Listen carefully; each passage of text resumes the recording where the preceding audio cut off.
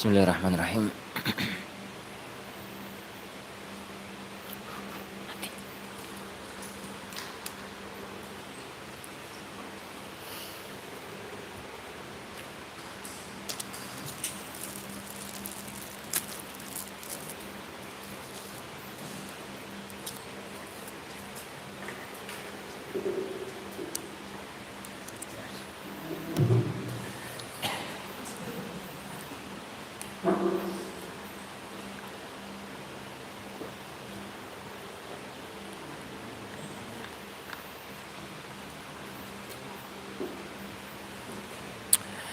Bismillahirrahmanirrahim. Assalamualaikum warahmatullahi wabarakatuh.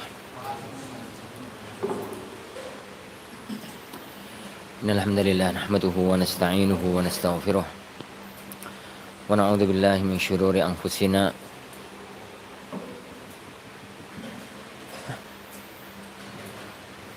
lagi. Tes loh, nyala ya.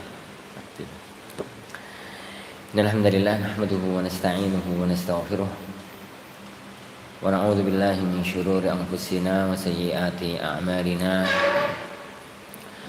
may yahdihillahu fala mudilla lahu wa may yudlil fala hadiya lahu asyhadu an la ilaha illallah wahdahu la syarika lahu wa asyhadu anna Muhammadan abduhu wa rasuluh. Allahumma salli wa sallim wa barik ala nabiyyina Muhammad wa ala alihi wa ashabihi wa man sara ala nahjihi ila yaumiddin, amma ba'd. Akhwani fiddin azani Allah wa iyyakum. Alhamdulillah, ini adalah majelis kita, majelis Al-Arba'un An-Nawawiyah, 40 hadis yang dikumpulkan oleh Imam An-Nawawi rahimahullahu taala dalam pondasi-pondasi besar keislaman. Kita masuk sekarang pada hadis yang ketiga. Beliau mengatakan, an Abi Abdurrahman Abdullah ibnu Umar ibn al-Khattab radhiyallahu anhuma qala, sami'tu Rasulullah, saya mendengar Rasulullah sallallahu alaihi wa ala alihi wasallam yaqul, buniyal islamu ala khams, Islam itu dibangun di atas 5 pondasi. Syahadatu an la ilaha illallah wa anna Muhammadar Rasulullah, persaksian bahwa tiada Tuhan yang berhak disembah kecuali Allah dan Muhammad adalah Rasulullah. Wa iqamis salah, dan mendirikan salat. Wa ita'iz zakah, menunaikan zakat. Wa hajjul baiti, haji ke Baitullahil Haram. Wa saumi Ramadan, dan puasa Ramadan. Rawahul Bukhari wa Muslimun, diriwayatkan Imam Bukhari dan Imam Muslim.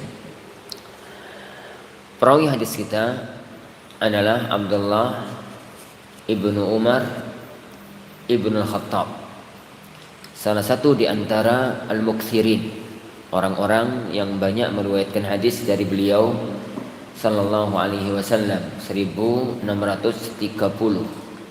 Sab'atum minas sahbi fawqal alfi qad naqalu, ada 7 sahabat yang mereka itu meriwayatkan hadis di atas 1000, yakni anil mukhtari khairi mudhari, dari Rasulullah sallallahu alaihi wasallam.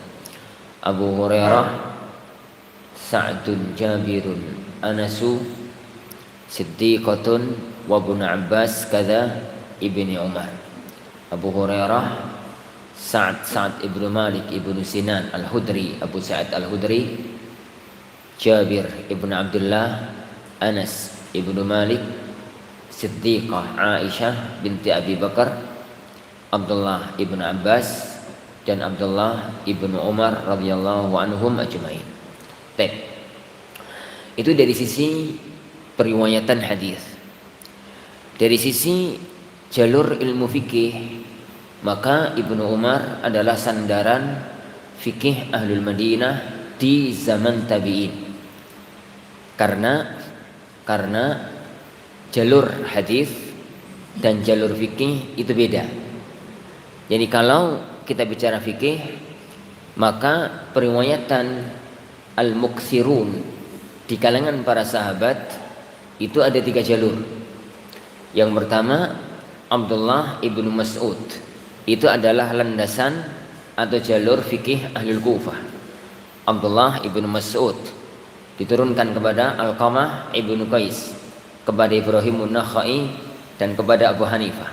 Dan dari mazhab Abu Hanifah lah menyebar fikhu Ahlul Kufah. Yang kedua, Abdullah ibnu Abbas, dan beliaulah ini sandaran fikih Ahlu Makkah. Sandaran fikih Ahlu Makkah yang diwarisi oleh para ulama-ulama Makkah, Atha bin Abi Rabah dan yang lainnya. Yang kemudian yang ketiga adalah fikih Ahlul Madinah. Fikih Ahlul Madinah dari para kibarus sahabah, karena rata-rata para pembesar sahabat tinggalnya di kota Makkah, diterima secara luas, dan yang paling menonjol adalah Zaid ibnu Thabit radhiyallahu anhu, dan dari Zaid ibnu Thabit yang paling menonjol adalah Abdullah ibnu Umar. Dari keduanya inilah muncul fuqaha us-sab'ah, 7 sahabat kalangan tabi'in, kibarut tabi'in, yang mereka adalah pengawal ilmu fikih di zaman tabi'in, dan dari mereka kepada para ulama-ulama yang setelahnya. Kemudian tersebarnya adalah dari Imam Malik ibnu Anas radhiyallahu anhum ajma'in. Itu jalur periwayatan fikih. Sedangkan yang kita bicarakan tadi adalah jalur periwayatan hadis. Jadi karena ilmu itu adalah bersanad. Ilmu itu yang kita ambil dari guru kita, gurunya diambil dari gurunya, gurunya diambil dari gurunya, sampai kepada Rasulullah sallallahu alaihi wa ala alihi wasallam. Tidak ada sesuatu yang baru di zaman sekarang. Sesuatu yang baru tidak ada di zaman sekarang. Sesuatu yang ada zaman sekarang adalah pengembangan dari apa yang ada pada zaman dahulu. Fikih salat zaman sekarang adalah fikih salat yang ada pada zaman dahulu kala.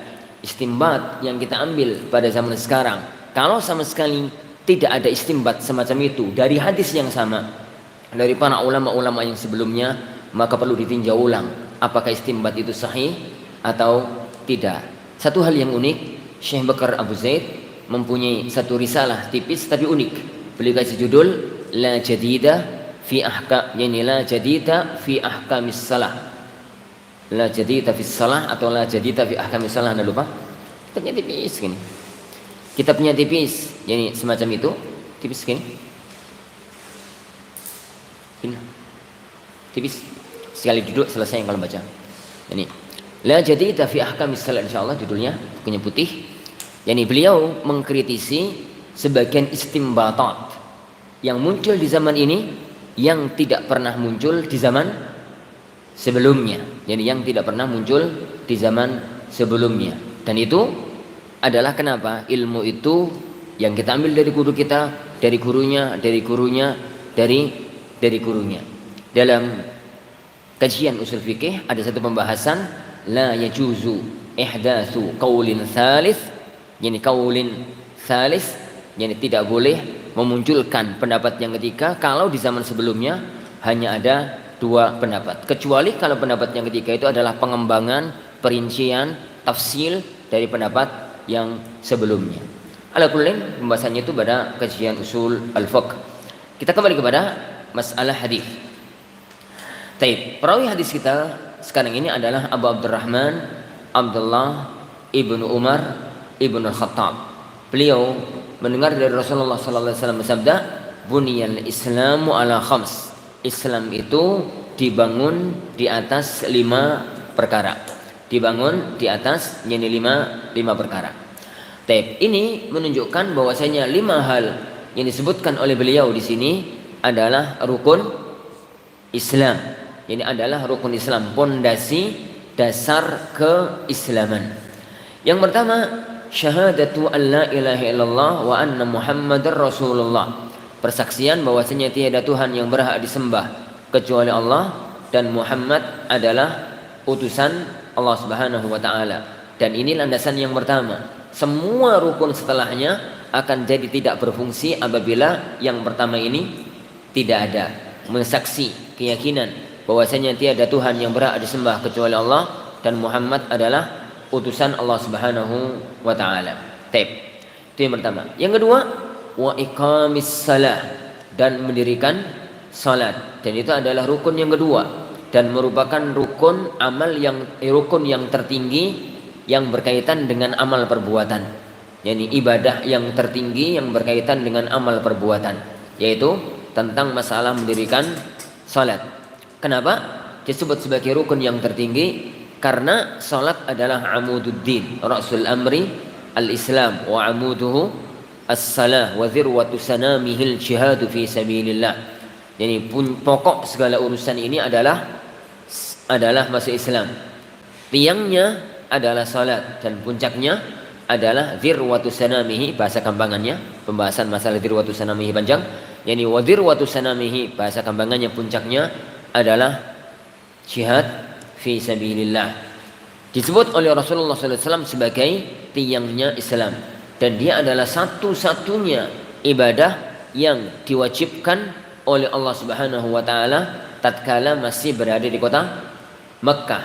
Semua ibadah itu diwajibkan di kota Madinah kecuali satu, yaitu salat diwajibkan oleh Allah Subhanahu wa taala sejak masih di kota Mekkah dalam peristiwa Isra dan Mi'raj. Adapun yang terjadi di kota Madinah adalah perubahan tata cara. Karena salat itu ada 3 masa atau ada 3 fase dalam pensyariatannya. Yang pertama as-salatul mutlaqah. Yang kedua as-salawatul khams ahdi Makkah. Yang ketiga salawatul khams ahdul Madinah. As-salatul mutlaqah adalah salat yang dilakukan oleh beliau sallallahu alaihi wasallam sebelum Isra dan Mi'raj. Salat yang dilakukan oleh beliau sallallahu alaihi wasallam sebelum Isra dan Mi'raj. Dan ini adalah salat-salat yang tatkala beliau salat di kota Makkah sebelum peristiwa Isra dan Mi'raj. Itu yang pertama. Yang kedua adalah salat 5 waktu. Tapi semuanya 2 rakaat. Kecuali maghrib 3 rakaat, subuh, zuhur, asar, isya 2 rakaat, kecuali maghrib 3 rakaat. Dan itu adalah salat dari sejak Isra dan Mi'raj sampai bulan Rajab atau bulan Sya'ban tahun kedua Hijriyah. Baru kemudian di bulan Rajab, sebagian ulama mengatakan di bulan Sya'ban tahun kedua Hijriyah, maka salat zuhur, salat asar, salat isya ditambah menjadi 4 rakaat dengan menetapkan salat subuh dan menetapkan salat maghrib 2 dan 3. Dan itu adalah salat yang berkembang atau yang ada sampai zaman kita sekarang ini. Adapun semua ibadah-ibadah yang lain maka diwajibkannya setelah Rasulullah SAW hijrah ke kota Madinah.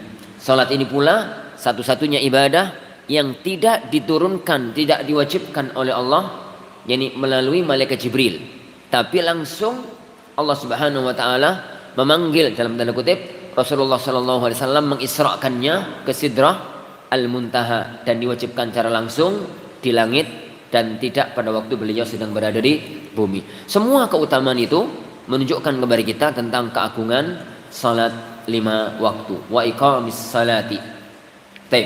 Wa ita'iz zakah, dan menunaikan zakat.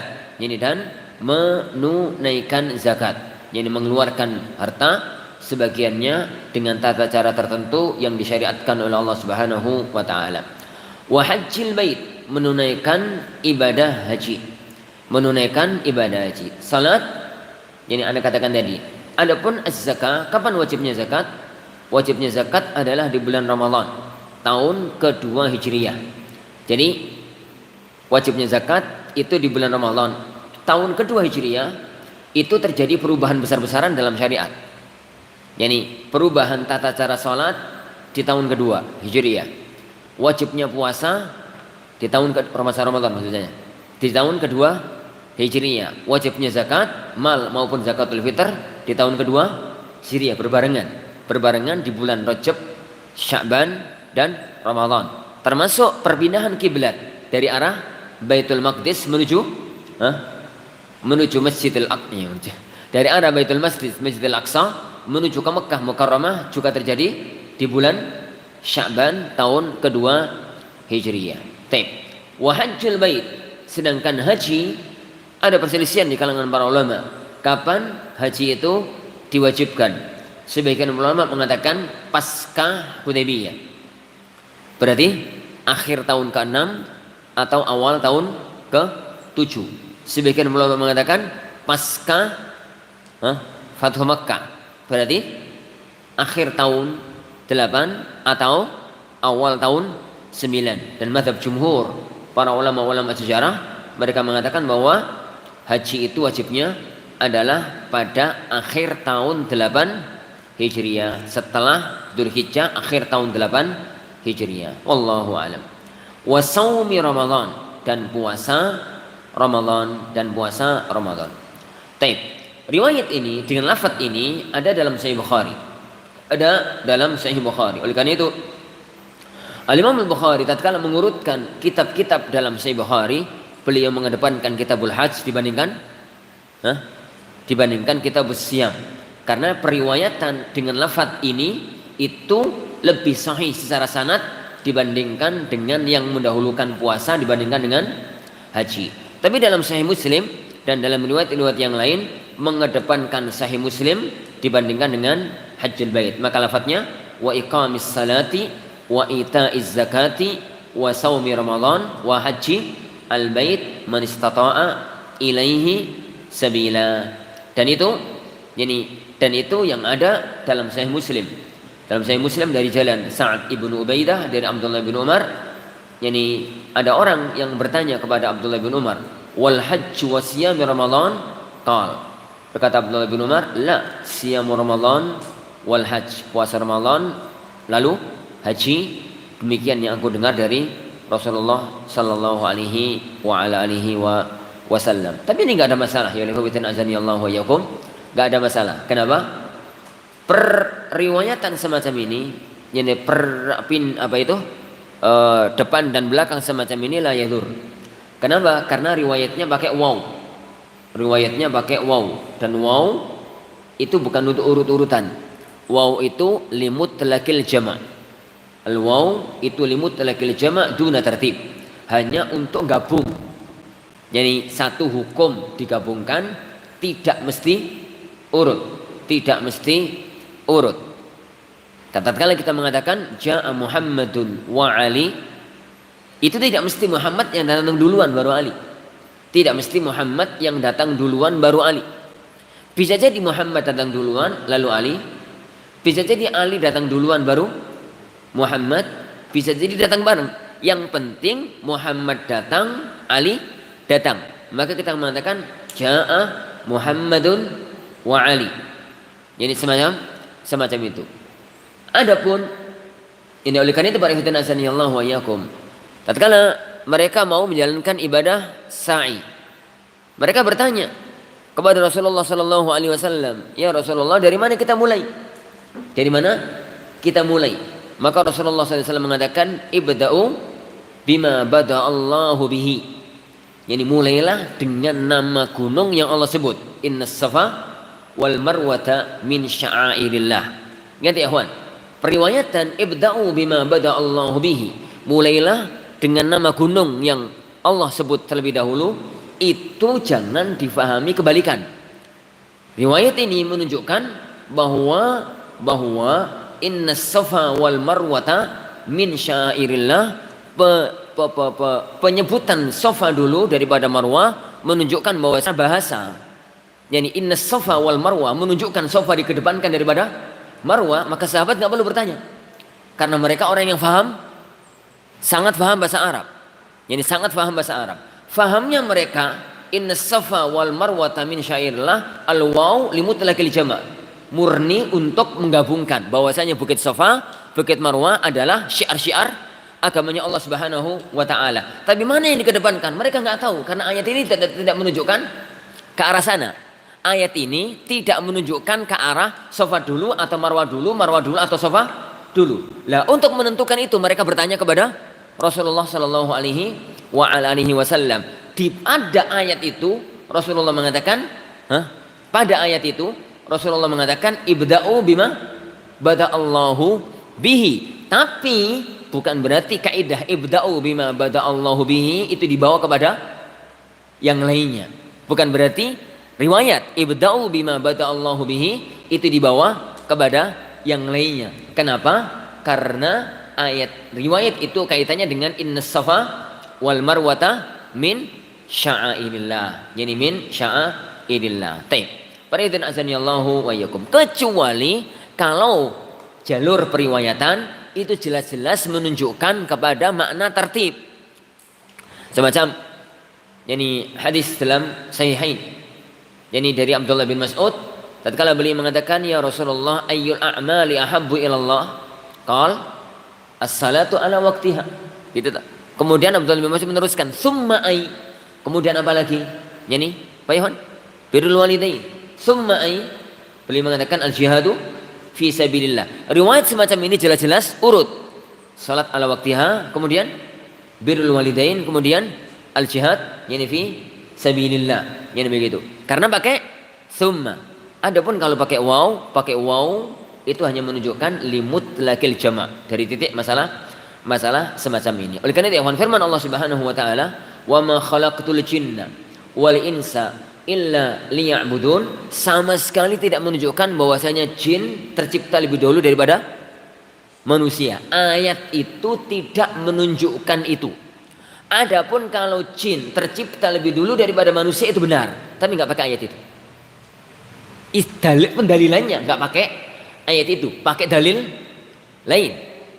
Jadi jin tercipta lebih dulu daripada manusia, sahih. Kita tidak mengingkari, tapi jangan pakai ayat itu, pakai dalil lain yang menunjukkan bahwasanya tatkala Nabi Adam tercipta sudah ada jin, sudah ada iblis. Yang tatkala itu belum namanya iblis ya. Yani yang tatkala itu yani dan iblis itu adalah bagian dari jin. Malaikat jin sudah ada terlebih dahulu. Malaikat dan jin sudah ada terlebih dahulu. Bahkan sebagian dari kitab-kitab tafsir tatkala menafsirkan firman Allah Subhanahu wa taala, inni ja'ilun fil ardi khalifah qalu ataj'alu fiha may yufsidu fiha wa yasfiku ad-dima'. Yani dari mana malaikat itu bisa mengatakan ataj'alu fiha may yasfiku fiha may yufsidu fiha wa yasfiku ad-dima'? Dari mana mereka bisa mengatakan ya Allah, apakah engkau akan menjadikan makhluk yang akan menguasai bumi, akan mereka membuat kerusakan, menumpahkan darah? Ada dua versi para ulama dalam penafsiran. Yang pertama, mereka mengatakan, sebagian ulama mengatakan karena dulu di muka bumi sudah ada makhluk dari bangsa jin membuat apa? Keonaran, sehingga tatkala Allah menciptakan makhluk yang lain itu prediksinya kayak makhluk tersebut. Dan itu versi tafsir yang pertama. Tafsir yang kedua, ini sebagian ulama mengatakan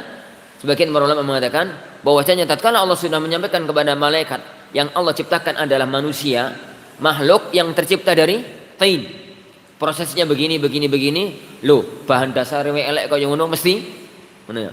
Bahan dasar wae manusia itu kan tercipta dari 4 unsur. Yang tercipta dari ini empat unsur.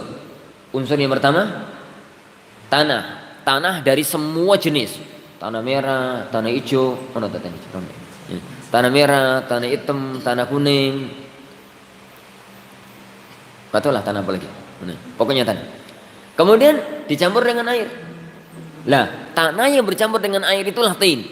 Dan dengan itu kita gabungkan beberapa riwayat, ayat maupun hadis yang kadang-kadang menyebut manusia tercipta dari turab, kadang-kadang manusia tercipta dari tin. Karena tidak ada tin kecuali pakai air, campuran dengan air, campuran ini dengan air. Kemudian dalam ayat yang lain Allah Subhanahu wa taala menyebutkan bahwasanya proses penciptaan manusia itu kal fakhar, melewati proses bentuknya dijadikan kayak fakhar. Apa itu fakhar? Fakhar itu ya cowek, kendi, kentong, ulek-ulek, apa ya? Apa jenenge itu? Ini kuali. Jadi tanah liat dibentuk terus dibakar.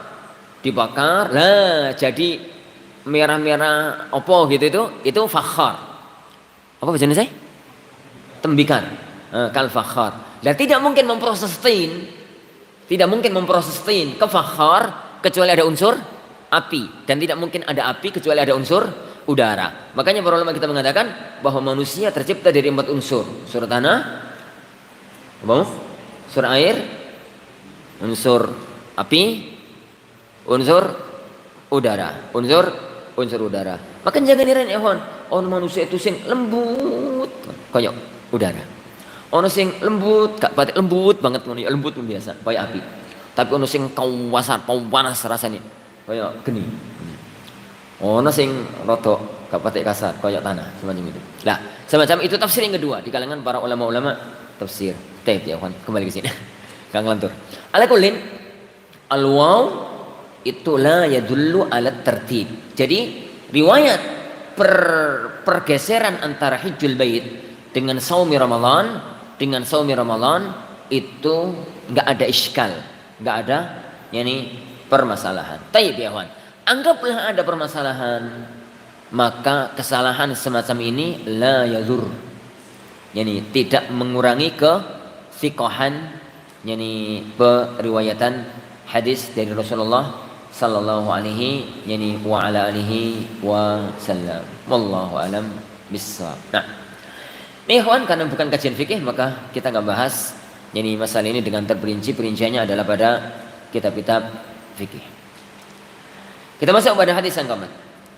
An Abi Abdurrahman ibn Abdullah ibn Mas'ud. Dari Abu Abdurrahman Abdullah ibn Mas'ud. Abu Abdurrahman Abdullah ibn Mas'ud radhiyallahu anhu qala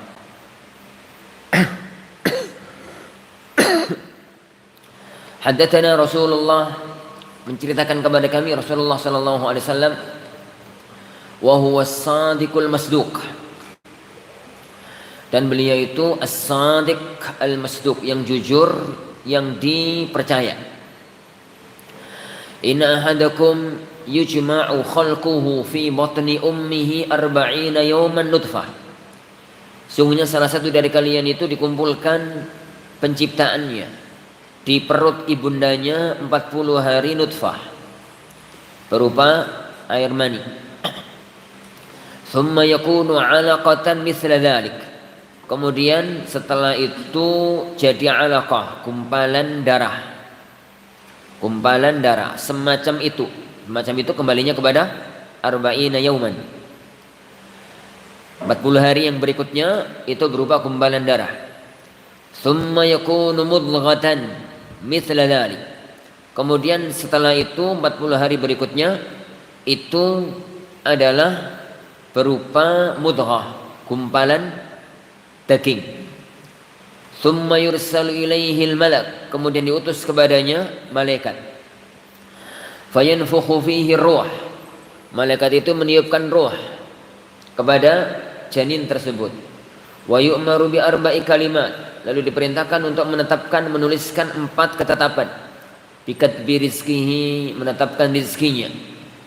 Wa ajalihi, dan ajalnya. Wa amalihi, dan amalnya. Wa syaqiyyun aw sa'id, apakah dia jadi orang yang sengsara atau jadi orang yang bahagia. Fa wallahi alladzi la ilaha ghairu, maka demi Allah yang tidak ada Tuhan yang berhak disembah kecuali Dia. Inna ahadakum la ya'malu bi amali ahli jannah, sungguhnya salah satu dari kalian itu mengamalkan dengan amalan penduduk surga.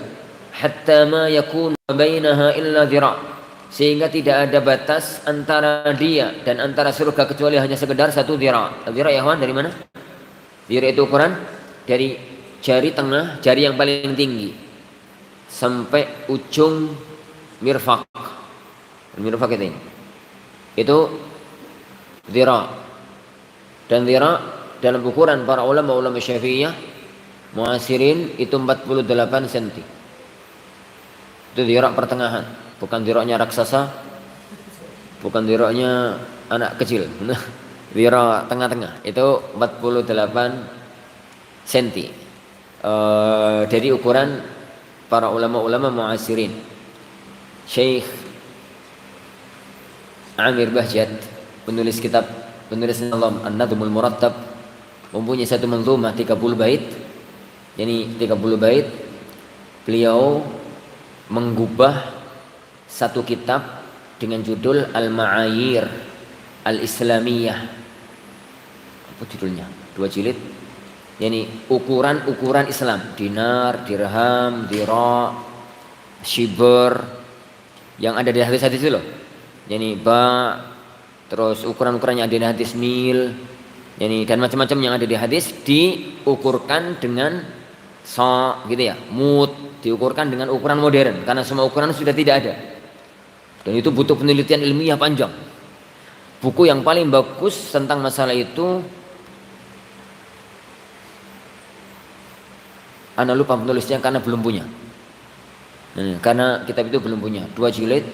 Ana pernah mau beli tapi karena kemahalan pada waktu itu kak duit akhirnya kak situ. 2 jilid harganya 600 berapa gitu. 600 atau 700 gitu. Bukan rupiah. Tapi karena jilidnya tipis-tipis dan bagi anak wis gak maksudnya itu gak terlalu penting bagi anak untuk harus tafasil. Ini perinciannya, yani pada titik perinciannya.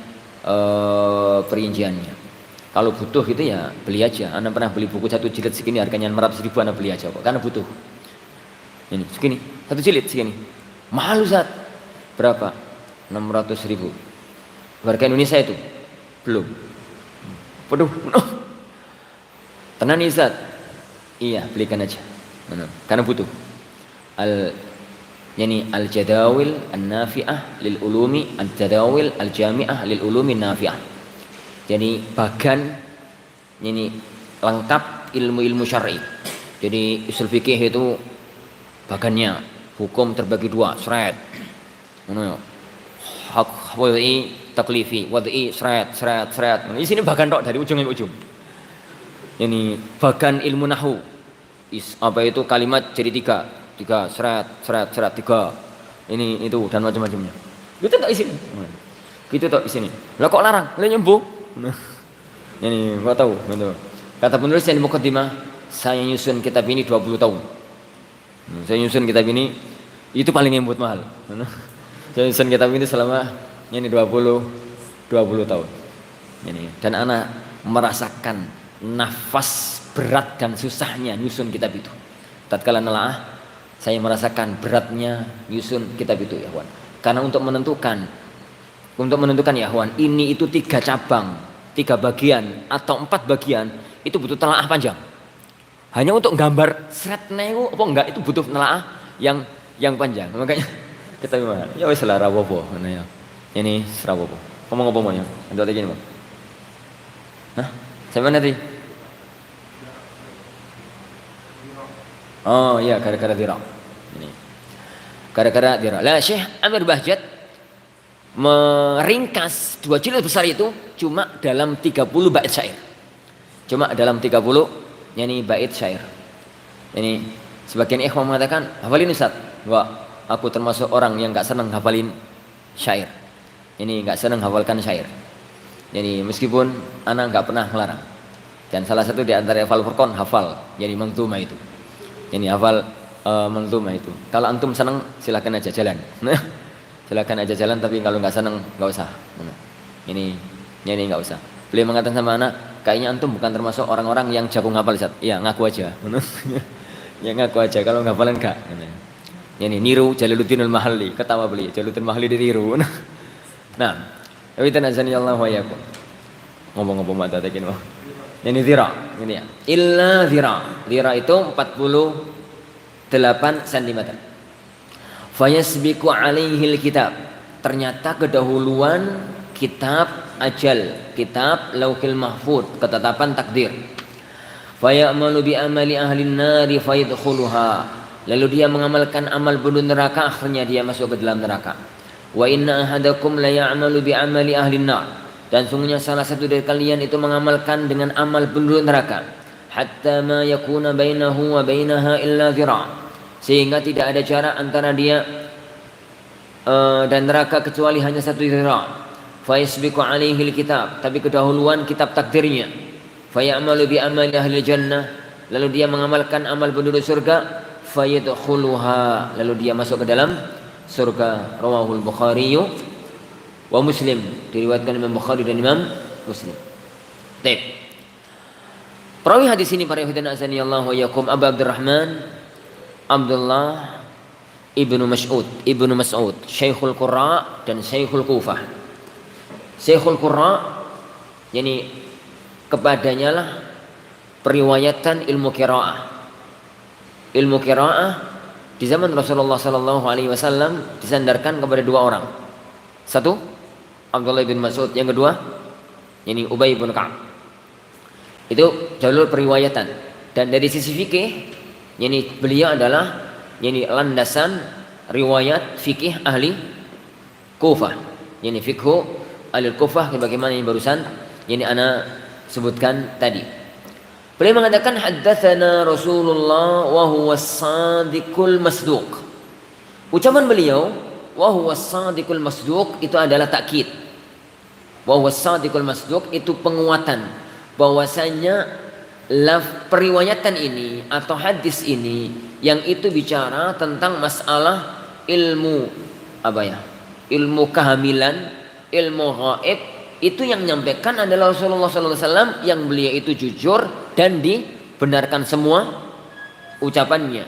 Ini bukan dari yang lainnya, bukan hasil penelitian, bukan hasil penelaahan ilmiah, tapi ini murni wahyu yang datang dari Allah Subhanahu wa taala. Riwayat ini menunjukkan kepada kita bahwasanya beginilah proses janin itu tercipta di alam rahim. Ada 2 riwayat yang berbicara tentang proses janin itu tercipta di alam rahim. Yang pertama riwayat ini. Jadi yang pertama adalah riwayat ini. Taib. Yang kedua ya akhwan, riwayat lain dalam Sahih Muslim dari Hudzaifah ibnu Usaid dari Nabi sallallahu alaihi wasallam bahwasanya beliau bersabda, "Idza marra bin nutfati thintani wa arba'una lailah."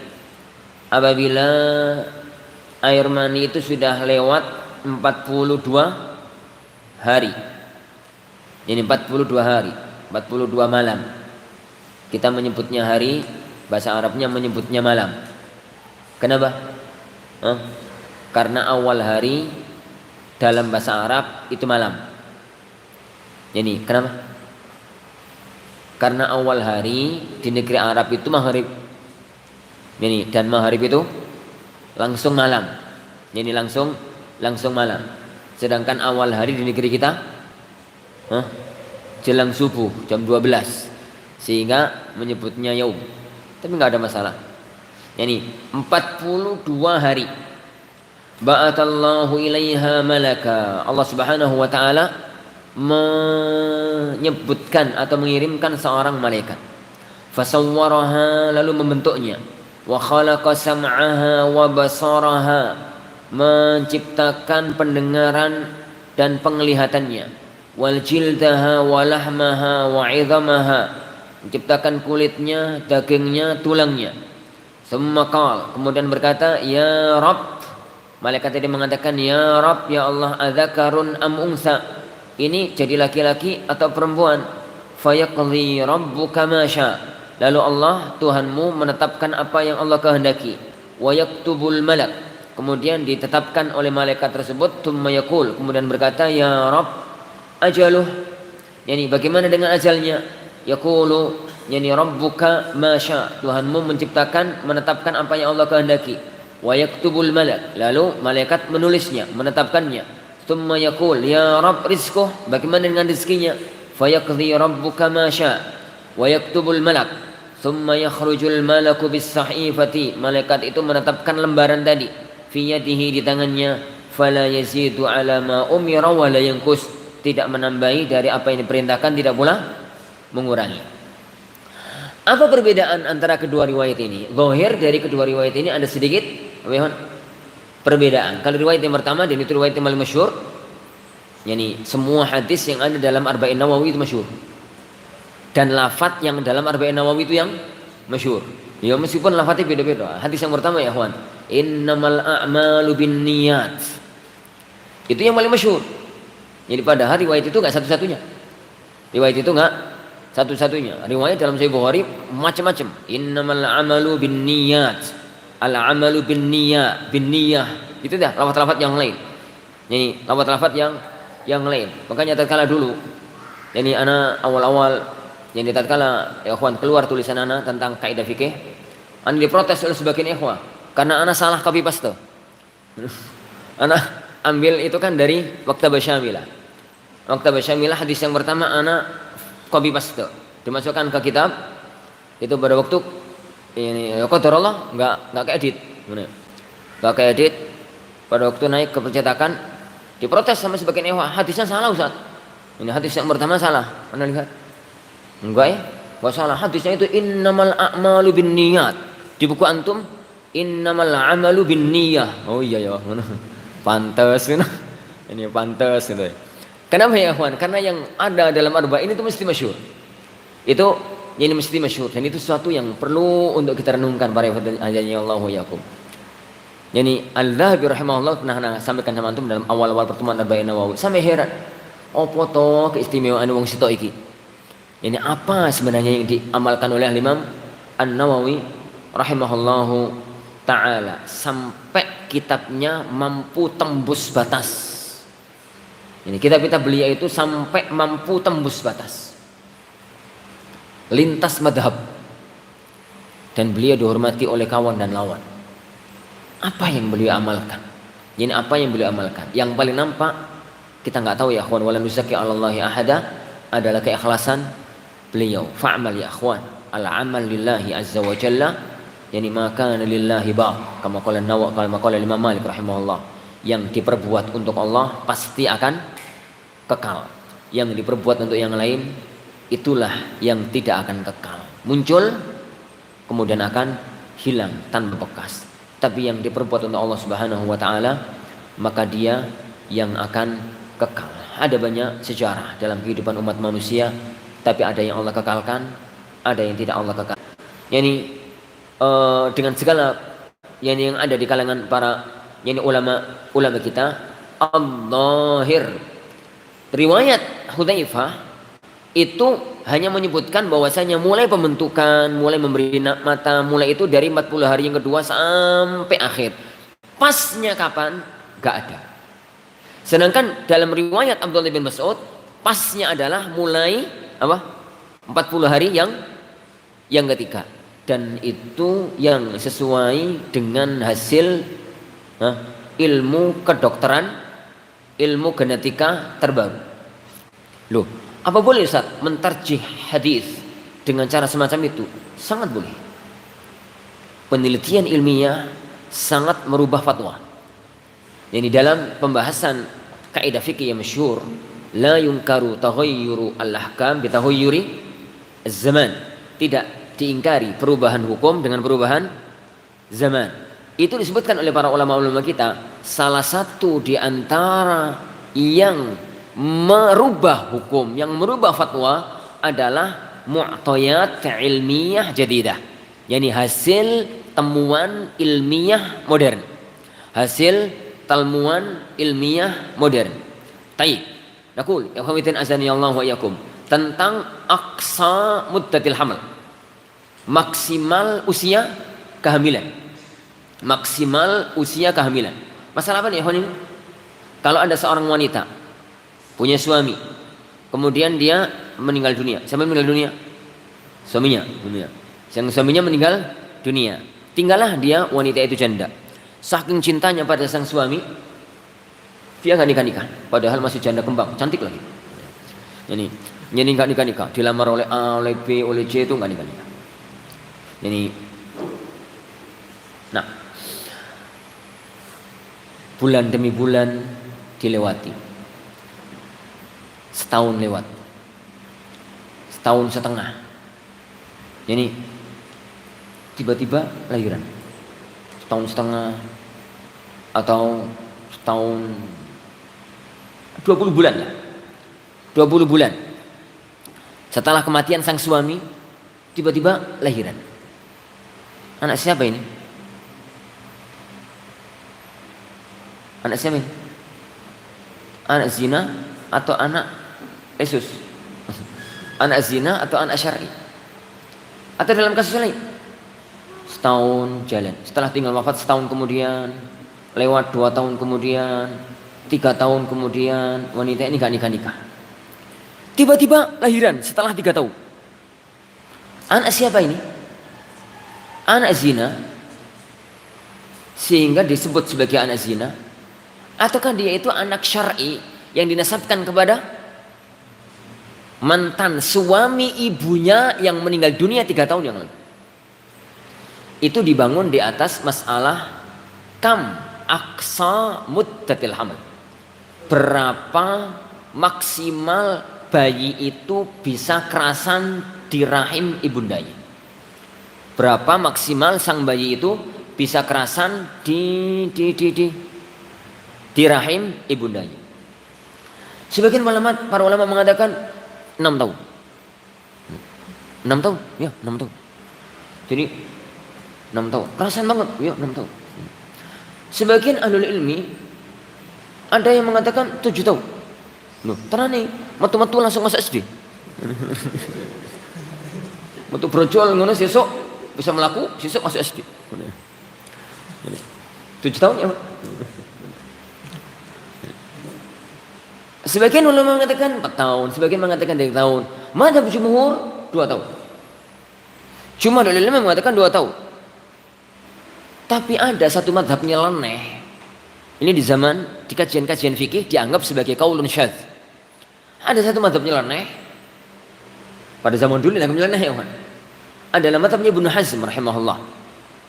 Madzhabnya Ibnu Hazm rahimahullah dalam Muhalla beliau mengatakan bayi itu tidak akan bisa bertahan di rahim ibundanya 9 bulan, lebih dari 9 bulan atau lebihnya dikit, 10 bulan, 11 bulan, gitu aja. Kok sampai tahun-tahunan semacam itu. Dulu ya ikhwah fiddin azanillahu wa iyyakum, madzhab ini dianggap sebagai qaul syadz. Dianggap sebagai qaul syadz. Dan rata-rata para ulama fikih mengatakan ar-rajih madzhabul jumhur. Yani 2 tahun. Alasannya al-wijadah. Ditemukan kasus lapangan. Enggak ada dalil sharih, enggak ada dalil tegas. Tapi banyak ditemukan di lapangan. Yani anak perempuan wanita itu mulai hamil sampai keluar itu 2 tahun. Ini atau menjelang 2 tahun. Gitu ya.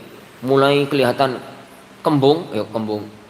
Wetenge itu melembung. Maksudnya ya gendut gitulah. Yani dan gak lahir sampai 2 tahun. Gak lahir sampai ini 2 tahun. Ini begitu. Tapi mau gak mau klaim bahwasanya kaulnya Ibnu Hazm itu sebagai kaul syadz perlu dipertimbangkan ulang. Karena dunia ilmiah modern, dalam dunia ilmu janin, menetapkan bahwa di usia 9 bulan dalam tinjauan USG, dalam dunia kedokteran terbaru ini modern, mengatakan bahwasanya air ketuban itu akan menipis dan mengeruh. Kalau sudah lewat 9 bulan 10 hari itu makanya mereka mengatakan HPL, gitu, hari perakiraan lahiran. Karena itu kondisi janin sudah. Dari mana mereka menetapkan? Dari semua hasil USG. USG di desa, di kota, di Eropa, di Jawa, di Kalimantan, di Opo gitu. Dan itu dalam dunia ilmu kedokteran namanya hasil istiqra ya, ilmu penelitian, tajribah. Karena salah satu di antara ilmu kan hasilnya itu semacam itu. Akhirnya mereka menetapkan sebuah hukum. Kalau melewati 10 bulan, melewati 11 bulan itu enggak keluar juga harus sesar. Kalau enggak mati. Kenapa? Enggak ada suplai makanan. Enggak ada suplai makanan. Taib. Kalau begitu, bolehkah penemuan modern ini untuk menguatkan madzhab, untuk menguatkan madzhab yang ada? Sangat boleh. Sangat memungkinkan. sangat untuk memungkinkan yani hal tersebut, yani hal tersebut. Asalkan landasan ilmiahnya benar ya, kawan. Tapi kalau kemudian landasan ilmiahnya nggak benar, yuk jadi lucu.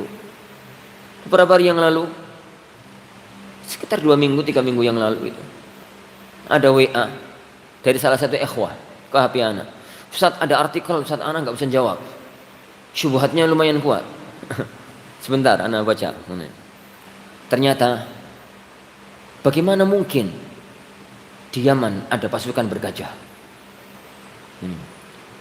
Maksudnya meragukan riwayat datangnya pasukan Abraha ke Mekah dengan pasukan bergajah. Dia mengatakan Yaman negeri gurun, sedangkan gajah adalah mamalia yang paling besar.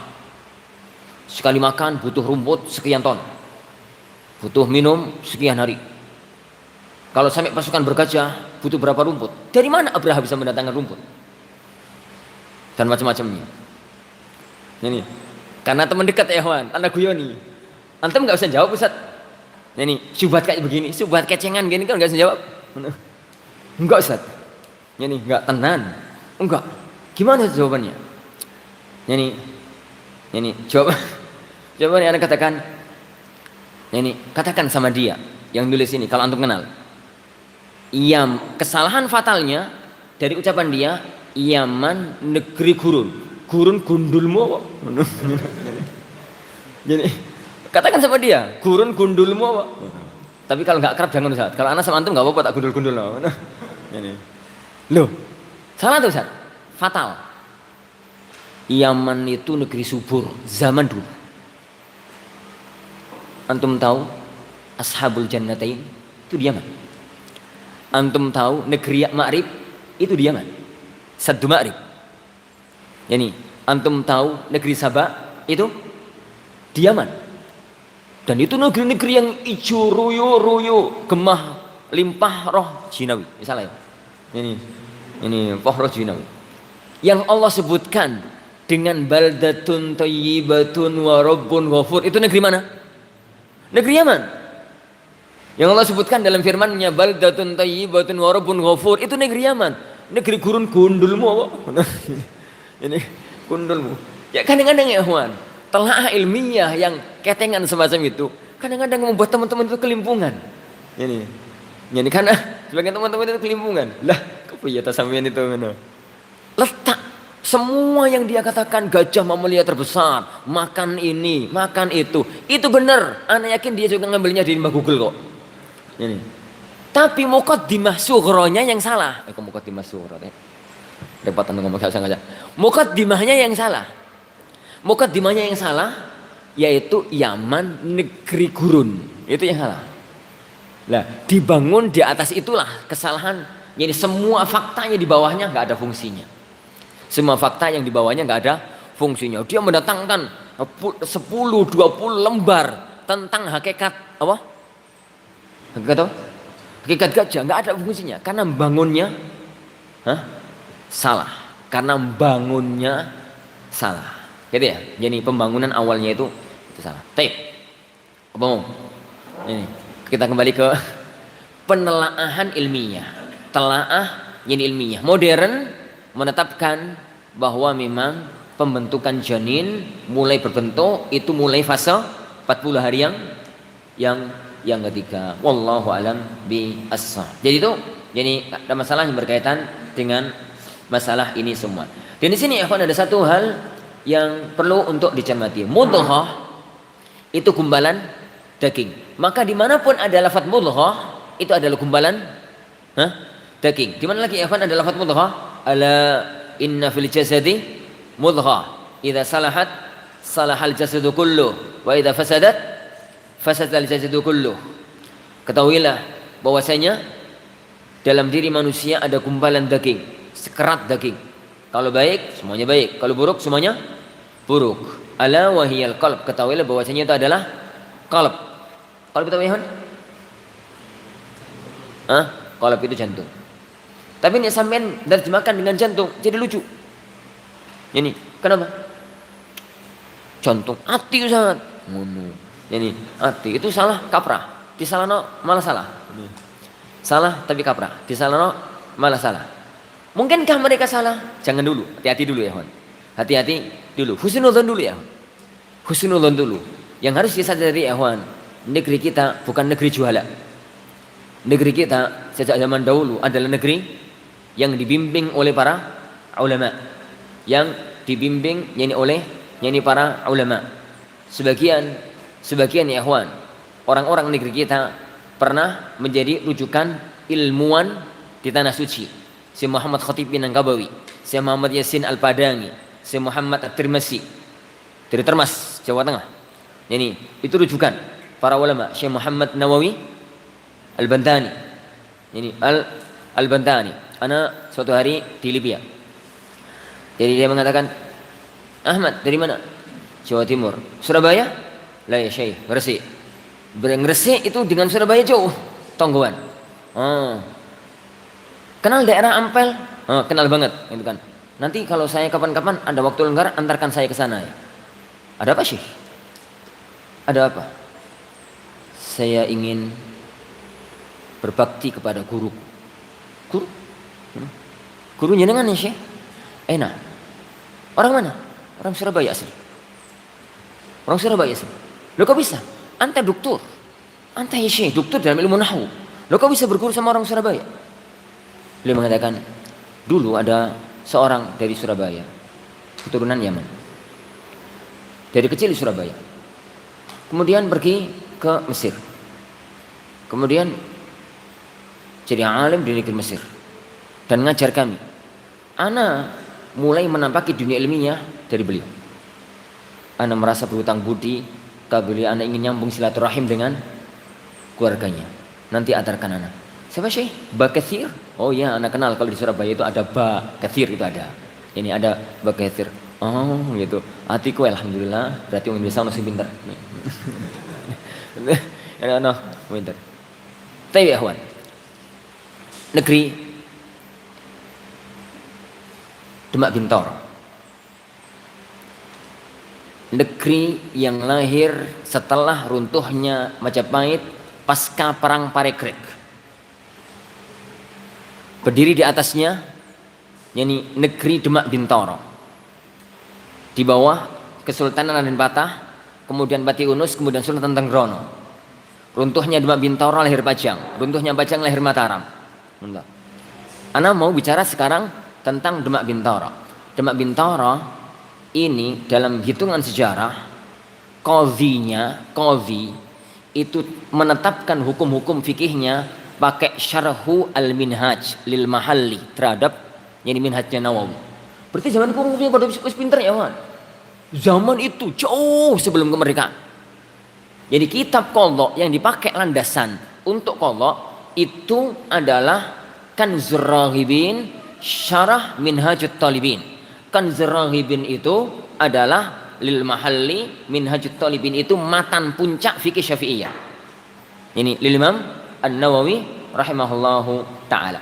Kembali kepada apa kita tadi, ana hanya ingin mengatakan bahwa kalau itu masyhur, maka perlu sebut dulu husnudzon. Jangan-jangan kita yang salah, gagal faham. Ana dulu pernah nyalah-nyalahkan hitungan emas yang ana pelajari sejak TK, kok TK rek. Sejak SD, sejak sanawiyah, aliyah, di kitab-kitab sekolah dulu, nisab emas itu 96 gram. 96 gram. Begitu masuk Al-Furqan, dikenalkan 85 gram dengan hitungan 20 dinar. 1 dinar 4/4. 20 kali 4/4 85. Oh, zaman sih gereng-gerengnya dulu ya, kawan. Sawamangat pokoknya. Masya Allah. Yang benar 85, 96 salah fatal. Mana ya? Salah, pokoknya salah. Naik ke Libya. Di Libya anak kecil. Ini. Ternyata aku sing salah. Fa subhanallah. Fa subhanallah. Di Libya anak kecil. Syekh itu nerangkan dengan sangat detail ketika itu. Seorang profesor ilmu fikih dari Al-Azhar mengajari 85 gram ini ya akhwah kalau emas murni. Kalau emasnya 24 karat, kalau emasnya 20 karat, hitungannya beda. Hitungannya beda. Berarti ngitungnya 20 per 24 kali 85. Itu sama dengan berapa? Dan macam-macamnya. Maka kemudian beliau komentar, saya tahu di negeri antum nisabnya emas itu 86. Itu yang ada di kitab-kitab pelajaran. Yang ana yakini berarti emas yang dulu berkembang di negeri ini bukan emas asli. Dari situ maka para ulama pada zaman dahulu mereka menetapkannya 96 bukan 85. Oh, ngono toh ya. Ngono toh. Oh, berarti aku ketringi kesemangatan jadi kurang, jadi malah salah. Malah salah. Hakada ya, kawan. Yani talaah ilmiah. Yang ana husnudzonni dari para ulama-ulama negeri kita. Yang ana husnudzonni dari ulama-ulama negeri kita. Itu hanya ingin memudahkan pembahasan. Jadi bisa jadi ya, kawan, bisa jadi sebelum datangnya Islam itu kan sebagai agama yang keempat masuk ke negeri kita. Versi sejarah yang masyhur. Anda katakan versi sejarah yang masyhur karena Islam masuk ke negeri kita itu ada 7 versi. Ada 7 versi sejarah. Versi Cina, versi Senok-Horgonya, versi Arab, versi mana lagi? Mana ya? Versi. Lah versi yang berkembang di negeri kita itu kan versi Gujarat. Versi yang sekarang berkembang itu kan Islam masuk ke negeri kita versi Gujarat. Masuk lewat pedagang Gujarat ke Aceh. Di Aceh kemudian berdiri negeri Samudra Pasai. Berdiri negeri Samudra Pasai. Dari negeri Samudra Pasai kemudian sampai ke Tanah Jawa. Nah, dengan versi itu ya, Wan. Dengan versi itu. Karena versi lain Islam masuk ke negeri kita di zaman tabi'in. Loh, kalau begitu berarti di negeri kita itu ada tabi'ut tabi'in. Nah, nyambu. Ini ala kulin. Lepas dari masalah itu. Lepas dari masalah itu. Yang penting bisa jadi pemahaman agama-agama sebelum Islam datang. Buddha, sebelumnya lagi Hindu, sebelumnya lagi dinamisme. Itu mereka memahami baik dan buruknya orang tergantung hatinya. Baik dan buruknya orang itu tergantung hatinya. Karena semua agama di titik ini ya, ikhwan, itu sama. Semua agama di titik ini itu sama. Bahwasanya semua agama itu percaya kepada Sang Pencipta dan semua agama itu percaya kepada adanya alam akhirat. Ini, antum pernah belajar perbandingan mazhab toh? Yani kalau nggak pernah, anak kasih tahu. Semua agama percaya adanya Sang Pencipta. Hanya namanya beda-beda. Semua agama ada keyakinan adanya alam akhirat. Namanya aja yang beda. Di Hindu Buddha istilahnya nirwana. Yani, maka dalam agama Hindu kalau ada orang nggak bisa nembus nirwana, dia akan balik ke bumi dengan reinkarnasi. Ini dalam agama mereka. Yani, reinkarnasi itu adalah perubahan kembali ke bumi untuk menjalani kehidupan yang susah di bumi kalau sudah masuk surga, karena semua orang harus bisa nembus pada kalangan nirwana. Dan ya adalah yang ada dalam agama mereka.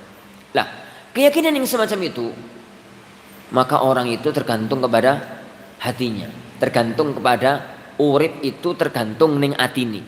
Gitu. Urip itu tergantung yani pada hatinya. Falsafah Jawa menunjukkan akan yani hal tersebut. Maka yang lohir wallahu a'lam bishawab, tatkala pemahaman sebelumnya yani orang baik buruk tergantung atini. Tatkala Islam datang dengan ala inna fil jasadi mudghah, idza salahat salahal jasadu kullu wa idza fasadat fasadal jasadu kullu, tiba-tiba diganti dengan jantung koyo ruwet, ngono. Koyo ruwet. Maka kemudian dibiarkan saja tapi kebablasan sampai sekarang enggak diganti-ganti. Itu yang jadi masalah. Nih, sampai sekarang enggak diganti-ganti. Mau ganti kok butuh sumpah pemuda lagi. Ini mau ganti kok butuh sumpah pemuda. Tapi ala kulli ya, kawan, qalb itu jantung.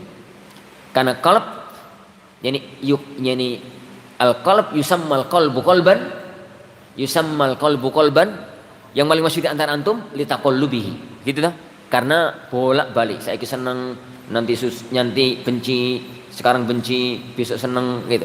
Litaqallubihi. Mana yang kedua? Limaudhi'ihi maqluban. Karena posisinya maklub. Nih, limaudhi'ihi maklub. Maklub ehwan kebalik. Ngerti jantung? Jantung itu kayak gini dah, betul? Kini ini gede, kini ini cilik. Yo, kurang cilik. Kurang cilik. Ini serawat ke jantung. Oke. Ini terus ini cilik. Ini bokok gede gini mengerucut. Ini dah, betulnya jantung. Posisi jantung di tubuh itu gimana, Iwan? Begini atau begini? Begini atau begini? Begini. Ini. Yakin? Sampai yang sing nggak buka berdus ya. Posisi jantung di mana-mana tuh begini ya, man. Ponggole itu di atas. Ini ponggole itu ada. Makanya mereka mengatakan limaudhi'ihi maklub. Ini karena posisinya yang kebalik. Ini posisinya yang kebalik. Nah, jantung itu mudghah, gitu ya. Gumpalan apa? Gumpalan apa? Gumpalan daging. Gumpalan hati itu apa ya? Darah. Gumpalan darah itu hati. Yani ukhillat lana maitatani wa daman. Dihalalkan bagi kita dua bangkai, dua darah. Yang dua darah al-kabid wattihal, gitu ya, hati. Baik. Itu mengenai masalah mudghah. Hadis ini ikhwan juga menunjukkan kepada kita manusia itu wis ono garis takdiri. Sudah ada garis takdirinya. Rizkinya, ajalnya, amali, sengsara atau tidak sengsara. Manusia itu sudah ada garis takdirnya. Dan ini adalah iman dengan qadha dan qadar. Ini adalah iman dengan qadha dan qadar. Rizki, ya, sudah ada takdirnya. Sudah ada takdirnya. Tapi takdir Allah itu nggak mungkin nyampe kepada kita kecuali kalau kita usahakan. Ya, sesekali sih, iya sih, sesekali. Ingat tak diskusi antara Imam Malik rahimahullah taala dengan Imam Syafi'i. Imam Malik rahimahullah taala dengan Imam Syafi'i. Imam Syafi'i itu guru apa murid? Murid. Imam Malik itu guru. Tatkala itu Imam Malik sepuh. Imam Syafi'i saya muda. Ini masih muda, tapi super cerdas.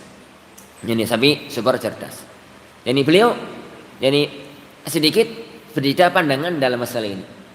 Kata Imam Malik rahimahullah taala, ya namanya takdir, nek wis takdirku ya mesti teko. Meskipun gak diusahakan. Ya meskipun tidak diusahakan. Baik. Kemudian Imam Syafi'i mengatakan, "Loh, enggak bisa ya Imam. Yang namanya takdir itu harus diusahakan. Kita kerja untuk mendapatkan takdir kita. Nek gak kerja ya enggak dapat." Gitu ya. Karepmu, ini karepmu. Suatu hari Imam Syafi'i rahimahullah taala itu ke Mekah. Ini kemana gitu ya. Kemudian beliau mendapati ada buah anggur yang bagus-bagus gitu. Ingat gurunya. Dibawalah anggur itu kepada Imam Malik. Diusahakan kemudian dibawa kepada Imam Malik. Sampai di hadapan Imam Malik ketawa. Bener aku tahu timbang sampean? Bener aku tahu timbang sampean? Apanya ya Syekh yang benar? Rezeki itu kalau sudah takdirku akan milikku. Ini meskipun aku nggak usaha. Nih anggur ini. ini anggur ini. Tapi kelas-kelas kita bukan kelas Imam Malik rahimahullah. Ini kalau kita kelas Imam Malik kayak begitu susah. Ini kelas-kelas kita itu kelas lain. Ini kita itu jangan niru yang bukan di level kita. Bahaya. Ini bahaya. Antum kalau ketemu singa jangan niru Silah Ibn Asyam. Mati sama. Silahkan sholat malam di tengah hutan itu pada waktu jihad sebagaimana diceritakan oleh siapa? Ali bin Jauzi dalam Safwatus Safwa. Sholat di tengah hutan. Malam jihad. Ada harimau. Mau datang. Anteng gitu. Tatkala ana cerita lengkapnya, malam-malam Sila itu keluar dari tendanya.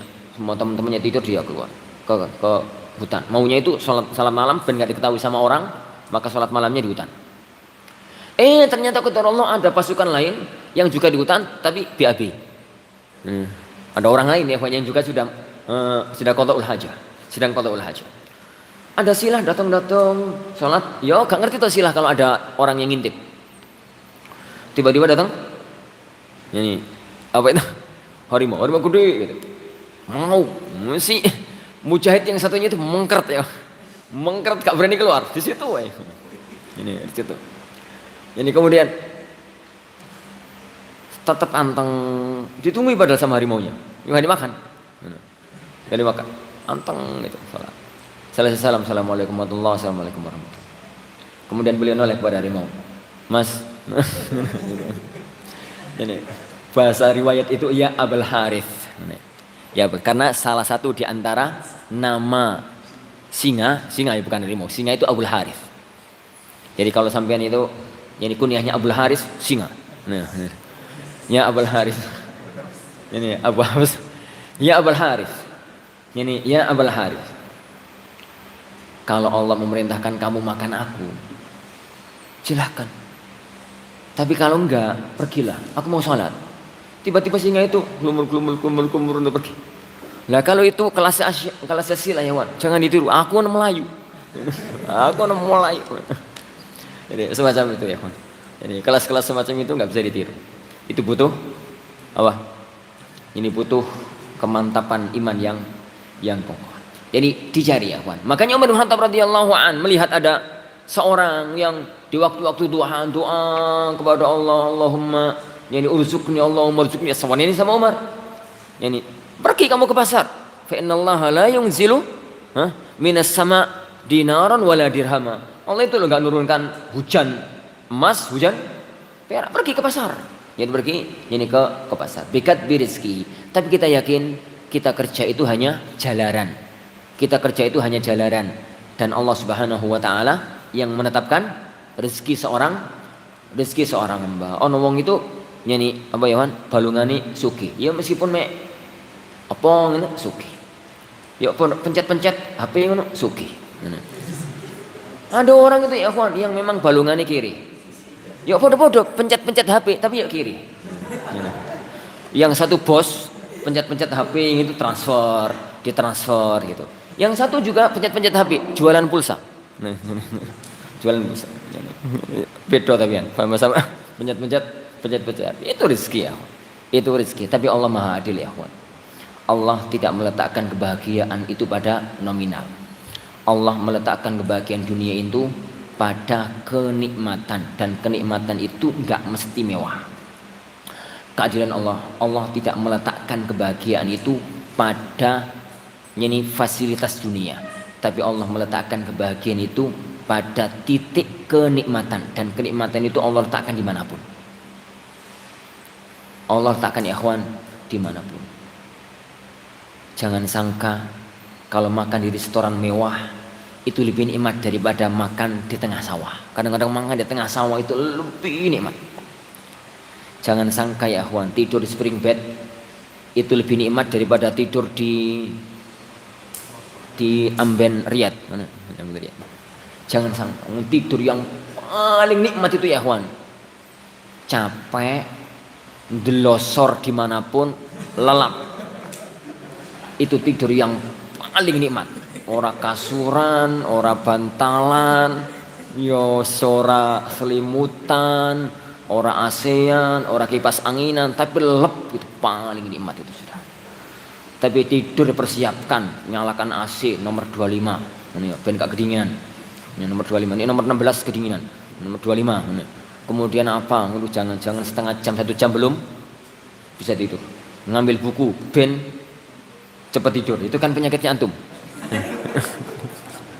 Reso turu, obat tidurnya santri itu buka buku. Ini ben cepet turu. Beda dengan para ulama kita pada zaman dulu ya kawan. Ini salah satu di antara ini para ulama kita dalam disebutkan oleh Syekh Ali Imran dalam Al-Musyawwiq ila al-Qira'ah wa Talabil Ilm. Ini ada satu kisah unik. Ada seorang alim, salah satu ulama pada zaman dulu itu malam-malam harus kerjakan urusan dunia, ngerjakan pekerjaan dunia. Yes, ngelembur lah kalau bahasa kita sekarang, lembur kerjaan. Yombol opo kan ngerti. lemes gitu ya, capek, ngantuk. Pikiran nggak ngantuk, buka buku, ambil buku, dibaca, hilang ngantuknya, hilang ngantuknya. Setelah hilang ngantuknya, bukunya ditaruh, ngerjakan pekerjaan itu lagi. Nah kalau kita kan kebalikan, gak bisa turu, ini ben cepet turu, ambil buku, cepet itu, langsung lenyap. Tape, tape, wa ajali. Demikian juga dengan ya ikhwan, ajalnya. Demikian juga dengan ini ajalnya. Akhirat, aktivitas dunia, serahkan urusannya kemudian kepada yani Allah Subhanahu wa taala. Serahkan urusannya kepada Allah Subhanahu wa taala. Yakini ya ikhwan, yakini fasilitas dunia orang kaya dengan orang miskin itu sama.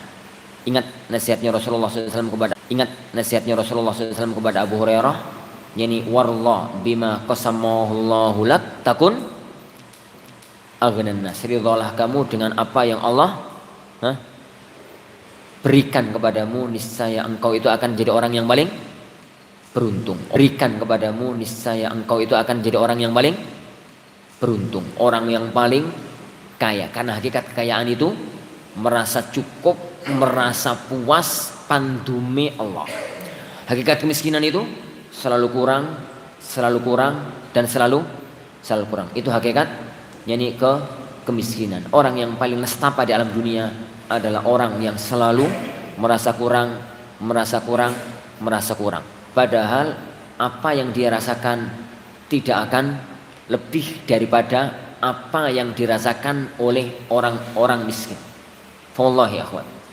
Yani ya meskipun anak bukan orang kaya, tapi hidup sering bareng dengan orang kaya itu meskipun nggak sering, tapi ya sering. Mangan bareng orang kaya, yani ngobrol bareng orang kaya. Itu padha wae ya kan, wallahi padha wae. Yani wallahi ya kan, yani sama aja. Suatu hari dalam satu kajian ini, yani dulu awal-awal kajian ini yang ikut hanya para direktur utama perusahaan itu ya kelas. Mereka itu kalau ngobrol itu sebelum ngajian dimulai ya, kalau ngobrol antar mereka itu yang dibicarakan bukan angka juta, miliar. Ya, antar mereka kalau ngomong itu miliar. Mas, utang po duitin 6 miliar. Anak ya. Belum mulai kajian karena jadwal masih 4 jam lagi. Mulai kajian masih sebelum, tapi anak sudah datang. 6 miliar. Untuk apa? Ada urusan hari ini. Senin besok tak kembalikan deh, padahal itu malam Sabtu loh. Senin besok tak kembalikan. Sekarang saya butuh. Iya toh. Sebentar ya. Telepon. Calon dicek. Oh ya sudah, makasih ya. Nanti Senin tak kembalikan. Transaksi antar mereka itu. Anak gede, masya Allah orang-orang kayak ini. Ini orang-orang kayak ini. Suatu hari akhwan di tempat itu, anak datang, qadarullah prediksinya macet, ternyata gak macet. Jauh sebelum setengah jam atau lebih sebelum acara mulai, anak udah datang. Ketok pintu. Masya Allah, alhamdulillah. Kok tumben datang jauh sebelumnya? Enggak pak. Wong tak kira macet, ternyata gak macet. Alhamdulillah Ustaz, pas saya sedang makan. Enak Ustaz. Jarang-jarang makan enak kayak gini. Masya Allah, opo karpune yo. Ini masuk ke dalam ruangan makannya enak gitu ya. Yo ruang makannya itu mewah, piringnya abot tebel. Sendoknya itu ya abot. Kan sendok yang gede. Monggo Ustaz, ambil nasi. Monggo Ustaz, monggo dibuka sini. Tak buka ternyata bacem tahu. Gede-gede kau. Kenapa? Enak nih Ustaz, enak Ustaz. Ini aja. Ini Ustaz sambelnya Ustaz. Itu depan kan tempatnya bagus-bagus sih ya. Ini tempat sambel, kita buka sambal terasi. Pakai kerupuk Ustaz. Saya tadi pas nggak mau kerupuk, tapi ngomong nggak Ustaz, tak diambilkan kerupuk oleh beliau. Anak buka ambil itu, melempem. Raberes plus begini. Tapi kau ini mangan gini mah aku sering doa mah. Mangan gini sering ya mana. Awen aja deh. Sama ya kawan. Yang beda itu loh piringnya toh. Loh, mangan bacem tahu, piring plastik sama piring mahal itu rasanya beda apa ora? Padha wae ya kawan. Sama aja. Segitu itu ya. Itulah dunia ya kawan. Bagi antum yang ingin mengejar dunia, dunia itu di level itu. Dalam salah satu lawatan dakwah, Anda sering cerita ini. Dalam salah satu ikhwan lawatan dakwah, Anda turun dari bandara jam 11. Enggak ke hotel ya kawan, langsung dibawa ke masjid. Mepet saat waktu Jumatan. Jenengan yang khutbah. Loh, gak ngomong kondok, gak apa-apa saat Jumatan gak usah persiapan. Sampai masjid. Jelang adzan. Anda belum mandi, Pak. Gak usah mandi-mandian. Oh, astagfirullah. Ya wes, gak usah mandi-mandian. Naik mimbar. Setelah salat. Afwan Ustaz. Makan siang dulu Ustaz ya, sebelum kita ke penginapan. Khair. Ini kebetulan Ustaz, ada teman kepala bandara. Kayak gini kepalanya Juanda. Orang nomor 1 di Juanda. Wong sugih apa wong miskin? Yo sugih pol ya, kepala bandara, ya sugih pol. Itu minta jadi makan siang hari ini antum ditemani beliau. Khair insyaallah. Ana datang berangkat pakai mobil mewah ya. Sepodo ya, podo-podo lunggu nih. Podo-podo lunggu. Cow gitu. Ini kemana Pak? Ke warung yang paling mewah dan paling nikmat di daerah ini Ustaz. Masya Allah. Lama Pak? Sekitar 1 jam perjalanan. Astagfirullah. Ono toh dolek mangan gara-gara weteng 1 jam perjalanan. Ya wes, menghormati beliau. Ana menghormati beliau. Ternyata ke rumah makan. Mewah memang rumah makannya. Tempat view-nya itu bagus. View-nya bagus. Ana bilang sama teman yang di samping ana. Ahi, ini pakai uang yayasan, makan ini pakai uang yayasan atau pakai uang pribadi beliau? Pakai uang pribadi beliau Ustaz. Yakin enggak pakai uang yayasan? Enggak. Khair insyaallah. Nah, aku pakai uang yayasan anda minta pulang. Ya mangan di warung-warung pecel atau apa nih pakai uang yayasan. Tapi karena pakai uang pribadinya orang kaya, ini kesempatan ini. Nyantai. Datang. Monggo Ustaz. Monggo. Ini restoran saat paling dinikmati dan paling enak. Memang view-nya bagus. View-nya itu loh, bagus sekali. Pesan apa Ustaz? Karena beliau kepala bandara, bawa ke restoran yang paling mewah, kemudian uang pribadi, anak melete tadi kali itu. Makan apa Ustaz? Yang paling mahal di restoran ini. Siap Ustaz, siap. Mantap bener ya. Mantap ya. Mantap. Ya, mantap. Ya. Tak tunggu tak kira tak ikan hiu atau ikan paus ya. Ternyata ya ikhwan piting. Piting, yang keluar itu piting. Tahu kepiting? Ya kepiting itu. Monggo Ustaz, ini menu paling istimewa di restoran ini. Hatiku. Aku kayak wingi ini budal mangan iki. Aku kayak kemarin sebelum berangkat ke pulau ini lah, aku tuh makan ini di rumah. Ya. Dunia ya akhwan, dunia sampai level itu dunia itu. Level itulah dunia. Bagi antum yang ngejar dunia. Bagi antum yang ngejar dunia. Rizki itu Allah letakkan di tempat-tempat yang tidak semacam itu. Dia letakkan ya akhwan di tempat-tempat yang semacam itu. Nah, para idan azani Allah wa yakum. Rizkihi wa ajali. Baik. Faedah juga dari hadis yang berbarokah ini, para idan azani Allah wa yakum. Ada satu masalah yang perlu untuk dibahas sebenarnya. Ada satu masalah yang perlu dibahas tentang masalah hadis ini, yaitu masalah ada orang yang beramal dengan amalan penduduk surga, tapi takdirnya masuk neraka. Akhirnya karena takdirnya masuk neraka, ya'malu bi amali ahli nar fadakhala. Bagaimana memahami hadis ini? Karena sunnatullah, orang itu akan mati seperti kebiasaan dia harian. Seperti kebiasaan dia harian. Dan Allah Subhanahu wa taala itu Maha Adil. Kalau orang itu orang soleh, insya Allah matinya soleh. Orang itu orang jahat, biasanya matinya juga jahat. Tapi bagaimana memahami hadis ini? Ada dua yang bisa difahami dari hadis ini. Yang pertama, dalam beberapa riwayat hadis ini lafadznya adalah mana tadi? Inna ahadakum la ya'malu bi amali ahli jannati fima yabdu linnas. Sesungguhnya ada orang yang beramal dengan amalan surga dalam pandangan manusia. dalam pandangan manusia dia itu adalah beramal dengan amalan ahli surga.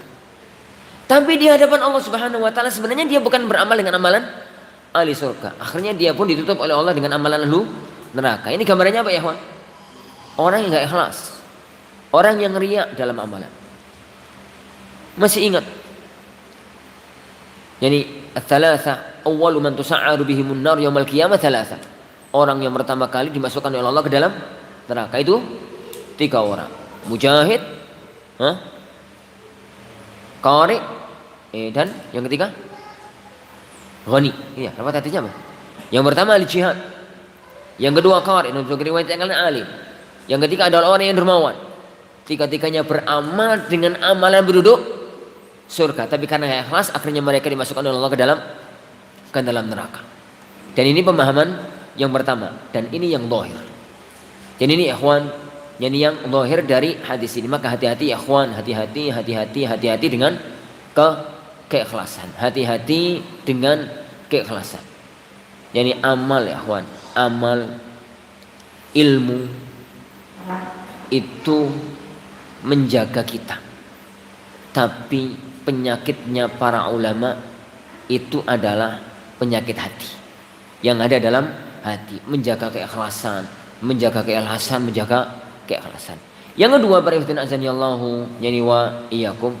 Yang kedua, orang itu beramal dengan amalan penduduk surga. Yani tapi dia itu adalah beramal dengan amalan penduduk neraka yang tidak terbuka. Yang tidak terbuka dalam arti amal itu amal tertutup, dan dengan itulah dia ditutup oleh Allah Subhanahu wa taala. Maka hati-hati dengan maksiat khalawat. Maksiat tatkala sepi. Imam Al-Qayyim Jauziyah rahimahullah taala dalam akhir-akhir ad-da' wa dawa, insyaallah kalau enggak salah ingat, kalau enggak salah Ikhwatatul Lafaz, menceritakan satu cerita yang sangat perlu untuk kita renungkan. Ada seorang yang orang baik-baik, secara umum orang baik-baik. Pada waktu sakaratul maut dia itu ditalkin, la ilaha illallah, la ilaha illallah. Enggak bisa ngomong, enggak bisa ditalkin. Malah ngomongnya rumah penginapan ini, kamar ini, nomor penginapan ini, kamar ini, sampai mati. Keluarga ibu udah bingung. Ki ngomong iki napa ngono ya. Ditalkin la ilallah malah ngomongi rumah penginapan ini, kamar ini, rumah penginapan ini, kamar ini. Setelah meninggal dunia didatangi ada salah satu di antara mereka mendatangi rumah penginapan itu. Tanya, Pak. Tanya sama resepsionis, kalau istilah kita sekarang. Setelah dulu enggak tahu. Pak, kenal Bapak ini? Oh, langganan. Langganan di sini. Oh gitu. Biasanya itu selalu datang ke sini dan selalu nyewa kamar nomor itu yang selalu disebut, yang kemarin disebut menjelang mati. Terus beliau itu yang beliau lakukan di sini apa? Mau cewek. Ngapain? Ya apa lagi kalau nggak zina. Jadi ada amalan ya akhwan yang tertutup, amalan maksiat yang tertutup, yang tidak ada keluarganya yang tahu, tidak ada kerabatnya yang tahu. Ternyata dengan amal itulah dia ditutup oleh Allah Subhanahu wa ta'ala. Padahal dohiri api-api saja, baik-baik saja. Dan di zaman sekarang ya akhwan, maksiat khalawat itu lebih mudah daripada zaman Daud. Dengan apa? Dengan alat satu ini. Dengan alat ya akhwan, satu ini. Maksiat khalawat. Maka hati-hati ya akhwan dengan maksiat khalawat. Kita khawatir yakni maksiat-maksiat itu akan menjadi malapetaka dalam kehidupan kita sehari-hari. Wallahu alam. Ini bisawab insyaallah subhanahu wa taala ini yang kita pelajari ini untuk pertemuan kita kali ini, hadis yang ke-3 dan hadis yang keempat. Wallahu alam bisawab. Nah, Ada masalah ya sebelum kita tutup majelis ini? Nah. Hah?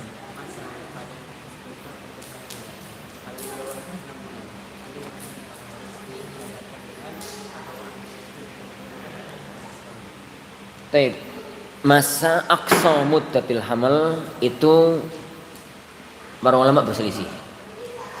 Sedangkan aqal muddatil hamal, minimal masa kehamilan, itu tidak ada perselisihan di kalangan para ulama.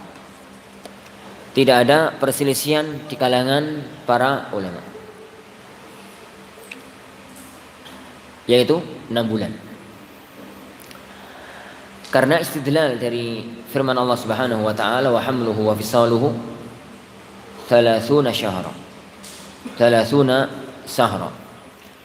Usia hamil, usia menyusui itu 30 bulan. Digandengkan dengan ayat-ayat yang bicara tentang usia menyusui. Dan usia menyusui itu 2 tahun. Wal walidatu yurdi'na auladahunna haulaini kamilain, 2 tahun, gitu ya. Kalau usia hamil menyusui sampai nyapih itu 30 bulan, usia nyusui sendiri 2 tahun, berarti usia hamil minimal itu 6 bulan. Usia hamil itu 6 bulan. 6 bulan Hijriah. 6 bulan Hijriah. Oleh karena itu para ulama sepakat kalau bayi itu lahir sebelum 6 bulan pasca nikah. Kok sebelum 6 bulan lahir hidup, maka anak itu anak zina. Anak zina. Adapun kalau ada bayi lahir pasca 6 bulan dari pernikahan, hidup sehat, bayi itu bayi syar'i. Bayi itu bayi syar'i. Nah, sekarang dalam kajian fikih ada 2 kondisi. Nek ada orang istrinya itu saat dia nikahi, kemudian dia kumpuli 6 bulan 10 hari pasca nikah, lahiran anak, lahir hidup sehat. Bojone yang laki-laki itu sedih, iki anake sapa? Wong sik 6 bulan kok lahirnya sehat, metu 3 kilo pisan. Lha mesti ini 6 bulan kan saya 1,5 kilo atau piro, metu 3 kilo. Sedih. Yani mau nuduh istrinya akhwat yang taat, mau nggak nuduh istrinya bayi ini sopo. Maka sebaiknya dia segera menutup diri, nggak usah dilanjutkan. Karena dohirnya istrinya itu wanita salihah, wanita baik-baik, dan itu yang dilakukan oleh Rasulullah Sallallahu Alaihi Wasallam. Tatkala ada seorang Arab Badui datang, dia mengatakan, ya Rasulullah, istriku melahirkan anak hitam ya Rasulullah. Melahirkan anak hitam. Orang dari jauh-jauh laporan anak hitam. Ini Rasulullah kan orang jenius. Jadi kalau anak ditanya Ben Thomas, Mas hitam asal manis. Ya enggak, Rasulullah orangnya jenius. Jadi paham banget maksudnya apa. Maka beliau sadar bahwasanya orang ini mau nuduh istrinya enggak kuat, mau ngakui anaknya enggak siap. Makanya Rasulullah mengatakan, punya unta Mas? Ya enggak ada lah ya Rasulullah. Punyalah ya Rasulullah. Warnanya apa? Homer. Unta di mana-mana ya merah tuh. Merah apa ya? Merah-merah agak putih itu loh. Merah-merah putih-putih merah-merah agak putih, ya itu loh warnanya unta. Jadi mana kan dari dulu. Hal min awraq, ada yang agak-agak kehitaman. Maksudnya itu merahnya agak-agak kehitaman. Ada ya Rasulullah. Loh, dari mana tuh? Pengroto-roto. Jadi warnanya merah kok ada yang kehitaman. Ya Rasulullah, la'allahu naza'ahu irq, barangkali dulu nenek-nenek moyangnya ada yang warnanya hitam. Maka Rasulullah mengatakan, lah anakmu yang ngono, barangkali dulu mbah-mbah ada yang warnanya hitam plong gitu artinya sahabat ini pulang-pulang gitu plong gitu. Ini semacam itu ya kawan. Ya katakan ya kawan dalam diri anda barangkali mbiyen mbambai ono sing anak sasang. Jadi barangkali mbiyen mbambai lah istrinya baik-baik. Pada waktu dinikahi juga nggak ada tanda-tanda kalau dia itu sudah hamil dan macam-macamnya juga. Yani malam pengantin itu kelihatan juga bahwasanya dia itu masih gadis. Loh kok tiba-tiba 6 bulan 10 hari kok lahir anak 3 kilo. Ya barangkali mbambai mbiyen ya ono sing kawedhi. Ditakoni, "Dik, sampean ge wingi pas hamil ku mangan apa wae? Mangan sing gede-gede, Mas." Yani ya apa kacang sing gede, mbok. Apa sing gede ngono, dadi bayi ini gede. Ini bayi ini itu gede ya seplong. Tapi kalau seandainya ikhwan dia itu enggak kuat untuk enggak nuduh istrinya, maka dia enggak boleh melepaskan anaknya itu dari nasabnya kecuali pakai li'an. Kecuali pakai li'an. Terutama nih ada tanda-tanda yang kuat. Anaknya 6 bulan 10 hari lahir mirip tonggo. Ini mirip tonggo. Orang mirip dia, mirip tonggo. Ini mirip tonggo. Ini ya kan masalah ya kawan. Dulu dalam kitab-kitab sastra itu ada seorang istri wanita cantik gitu. Suami ini awal. Ya nasib ya. Nasib wa awal. Ini suatu hari pada waktu dia itu mengaca di depan kaca dan di pinggirnya ada suaminya. Masya Allah cantiknya aku. Mudah-mudahan anakku nanti niru aku gak niru sampean. Gak niru sampean, ngan bojone ngono. Suaminya nawasu. Awas nanti kalau anakku gak niru aku, awas kon. Ngono ya. Niru tonggo bahaya ngono. Niru tonggo. Ala kulin. Ngomong-ngomong. Jadi dia itu anaknya dia. Kalau mau menghilangkan nasab butuh li'an. Kenapa? Secara garis nasab, secara syar'i anak ini anak sah, yaitu lahir apa ya? 6 bulan di atas 6 bulan. Lah, adapun kalau dibalik itu gimana? Sebelum 6 bulan lahir hidup loh ya. Anak nggak bicara lahir mati. Lahir mati ya telunggolan lahir, 2 bulan lahir bisa. Ini lahir hidup. Lahir hidup anak ini dipastikan anak zina. Berarti janin ini anak ini sudah ada sebelum nikah. Sebelum nikah. Karena dia nggak mungkin lahir hidup kemudian hidup gitu ya. Meskipun agak kecil kemudian hidup kecuali sudah ada janin ini sebelum itu. Nasabnya ke siapa ya, Hon? Nasabnya ke siapa? Nggak punya anak. Nggak punya bapak dalam madzhab jumhur. Jadi nggak punya bapak. Karena anak zina itu nggak punya bapak. Jadi bisa nggak ada cara untuk bisa jadi bapak? Nggak ada dalam madzhab jumhur. Anak kalau mengatakan dalam madzhab jumhur berarti ada saja khilafnya. Dan anak nggak mau bahas itu. Ketahuan kalau bahas. Jadi nggak ada cara. Pokoknya ini anak apa? Anak ini anak zina. Anak ini jadi anak zina. Jadi tidak bisa untuk diolah bagaimana caranya untuk menjadi anak syar'i. Wallahu alam dalam madhab mayoritas para ini ulama kita. Wallahu alam bissawab. Tapi ingat ya ucapan anak lahir hidup. Lahirnya itu hidup, kemudian dia hidup sehat meskipun beberapa waktu kemudian ternyata dia meninggal dunia itu urusan lain. Tapi yang penting lahir bertahan itu kayak layaknya bayi-bayi yang lainnya, maka berarti janin itu sudah ada sebelum nikah. Wallahu a'lam.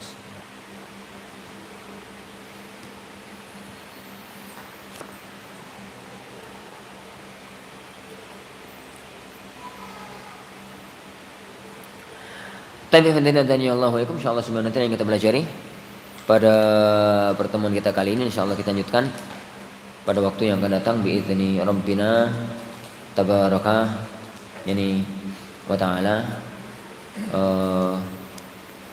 Sengaja ya Tuhan karena kajian ahad ini adalah kajian umum, jadi fawaidnya pun umum.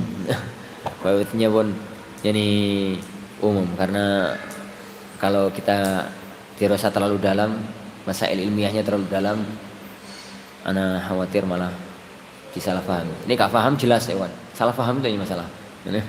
Yang gak paham itu ini salah paham itu masalah. Wallahu a'lam bishawab. Kita akhiri majelis kita. Subhanakallahumma wa bihamdika la ilaha illa anta astaghfiruka wa atubu ilaik. Sallallahu wasallam wa baraka bi Muhammad. Assalamualaikum warahmatullahi wabarakatuh.